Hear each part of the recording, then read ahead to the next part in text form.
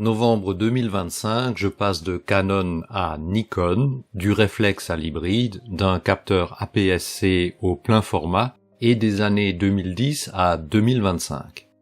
En novembre 2025, cela faisait 1 an que j'avais décidé de me remettre sérieusement à la photo. Mais réfrénant mes penchants technophiles, je me suis interdit tout achat de nouveau matériel avant d'avoir plus pleinement exploité ce que j'avais déjà. Après 1 an de pratique, d'essais, de formation et plus de 8000 photos, j'ai confirmé les limites de mon ancien matériel et décidé que je méritais une mise à jour. Après des heures de visionnage de comparatifs, de bancs d'essai, d'avis d'une foule d'experts, mon choix s'est porté sur le Nikon Z5 II avec un zoom Nikkor 24-120 f4S. Un choix finalisé avec les offres promotionnelles du Black Friday 2025. C'est ainsi que je suis passé de Canon à Nikon, du réflexe à l'hybride, d'un capteur APS-C au plein format et des années 2010 à 2025. Bonjour et bienvenue sur ma chaîne Je me remets à la photo, je suis Christian Aumann, un amateur qui veut progresser.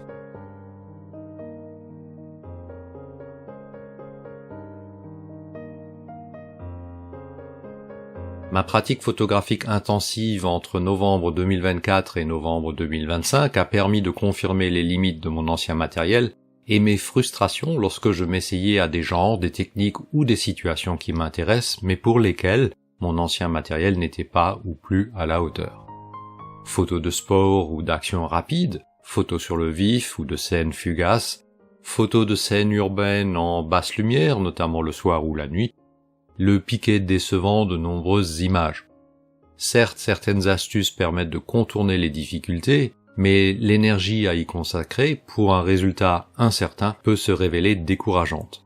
Mon boîtier Canon réflexe le plus avancé techniquement est le 60D, commercialisé en 2010. Il dispose de 9 collimateurs en tout et pour la mise au point autofocus. Il est donc fréquent de taper à côté, entre guillemets, notamment lorsqu'il faut viser et déclencher rapidement. Ceci amène un nombre important de photos floues ou dont la mise au point n'est pas où je le souhaitais. Mes essais de photos de filet avec mon Canon 60D ont illustré cette difficulté avec un taux d'échec important. Les nouveaux boîtiers utilisent l'entièreté du capteur et autorisent la définition du point ou de la zone de focalisation avec beaucoup plus de flexibilité. Par ailleurs, l'intelligence artificielle embarquée peut identifier des sujets particuliers, tels que les humains, les animaux, les véhicules, etc., et les suivre en conservant le focus, la netteté sur les yeux pour les sujets vivants notamment. Mes différents boîtiers Canon, le 400D, le 60D, le 1000D, ne sont pas très performants en basse lumière, ils ont une plage dynamique, c'est-à-dire l'écart entre les hautes et basses lumières réduites, et génère rapidement beaucoup de bruit dès que la lumière est faible. Les valeurs d'ISO maximales sur les boîtiers de cette génération sont limitées à 12800 théoriquement.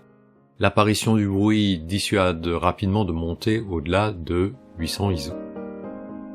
La stabilisation du capteur, aussi appelée IBIS ou In-Body Image Stabilization, n'existait pas.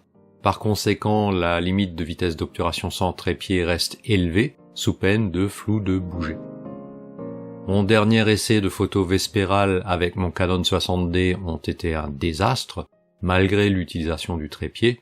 Il y avait la difficulté de mettre au point avec un viseur qui était quasiment noir, tant automatiquement que manuellement, flou, bruit numérique important, etc. Des scènes intéressantes mais impossibles à capturer et un photographe très frustré. J'ai également eu un choc en retouchant un portrait de mon modèle favori, mon épouse. Le visage, la peau, les détails des vêtements étaient correctement rendus, sauf les parties à l'ombre, dans lesquelles un bruit numérique important faisait apparaître toutes sortes d'artefacts colorés lorsque l'on observe l'image à affichage 100%. C'était en plus une série d'images à présenter à mon examen de photographe. J'ai découvert par la même occasion que la fonction réduction du bruit de Lightroom peut faire des miracles et j'ai pu sauver ainsi bien des photos par la suite, mais au prix de longues minutes de traitement par le logiciel. Et ça c'est insoutenable lorsqu'il faut traiter un nombre important d'images. Pourquoi ne pas avoir investi dans des optiques de bonne qualité plutôt que de racheter du matériel ? Je me suis posé la question de l'investissement dans des optiques haut de gamme en conservant mes boîtiers Canon, puis le bon sens me dit que c'est comme mettre des pneus de compétition neufs sur une vieille voiture, cela reste une vieille voiture. Une optique haut de gamme n'aurait pas résolu la plupart des problèmes, ni permis de surpasser les limitations que j'ai identifiées et qui méritent. Je conserve néanmoins l'ensemble de mes équipements Canon, qui continuent de me surprendre positivement dans des situations qu'ils savent gérer. Alors pourquoi passer à l'hybride ? La plupart des fabricants privilégient désormais l'hybride par rapport au réflexe. C'est apparemment le sens de l'évolution technologique, même si YouTube regorge de vidéos qui défendent l'intérêt des réflexes ou même des appareils argentiques. Par ailleurs, la possibilité de visualiser directement le résultat dans le viseur ou sur l'écran amène un supplément de contrôle très appréciable. D'autant diront que cela supprime le charme de la découverte du résultat après déclenchement. C'est un argument entendable, mais que je ne fais pas mien. À celles et ceux encore utilisateurs exclusifs de réflexes, le passage à l'hybride est un peu troublant, mais on s'y fait très vite. Je me suis surpris par la facilité d'adaptation à l'hybride, compact pour le coup, c'était un Lumix FZ72, durant mon shooting des photos de la gare Saint-Jean à Bordeaux. Ce nouveau choix de matériel était rationnel. Utilisateur Canon depuis des décennies, pourquoi changer pour Nikon? Mes différentes raisons sont les suivantes. Je ne possède pas d'optique chère et suffisamment qualitative pour rester dans l'écosystème Canon. La monture Canon R actuelle n'est pas ou très peu ouverte aux fabricants tiers, obligeant à acheter des objectifs Canon très chers, alors que Nikon avec la monture Z est elle ouverte aux autres fabricants, autorisant l'acquisition d'optiques de qualité à des prix plus raisonnables. Des performances photo et vidéo intéressantes avec le Nikon Z5 II, et ceci avec du matériel récent. Un meilleur rapport valeur perçue et fonctionnalité offerte pour le prix payé chez Nikon, notamment avec ce boîtier, le Nikon Z5 II. Le boîtier visé a été commercialisé dans l'année, en avril 2025, ce qui me remet à jour, et ceci pour quelque temps. Ensuite, les louanges ont été unanimes pour le Nikon Z5 II. La cohérence ergonomique et le concept de la série Z, ce qui fait que les tutoriels que l'on peut trouver concernant un boîtier Z sont en général transposables à un autre, sauf quelques cas très particuliers s'il s'agit de haute vitesse, de spécificité de capteur, etc. Et puis il y a des arguments un peu moins rationnels, notamment la curiosité de changer de marque ou l'attrait de la nouveauté tout bonnement. Les toutes premières photos faites avec le nouveau matériel autour de la maison ont produit leur effet waouh quant à la netteté au piqué des images. Voici par exemple une vue rapprochée d'une décoration de Noël sur le rebord de la fenêtre, telle qu'issue de l'appareil, directement au format JPEG et sans aucune retouche. En voilà une autre. Comparativement à mon matériel ancien, c'est un peu comme quand je rechausse mes lunettes et que la vision redevient nette. Les couleurs sont éclatantes, les images même banales en deviennent belles. J'ai partagé des photos réalisées avec mon nouveau Nikon dans mon épisode Coup de cœur novembre 2025 que je vous invite à visionner ou à revoir sur cette chaîne.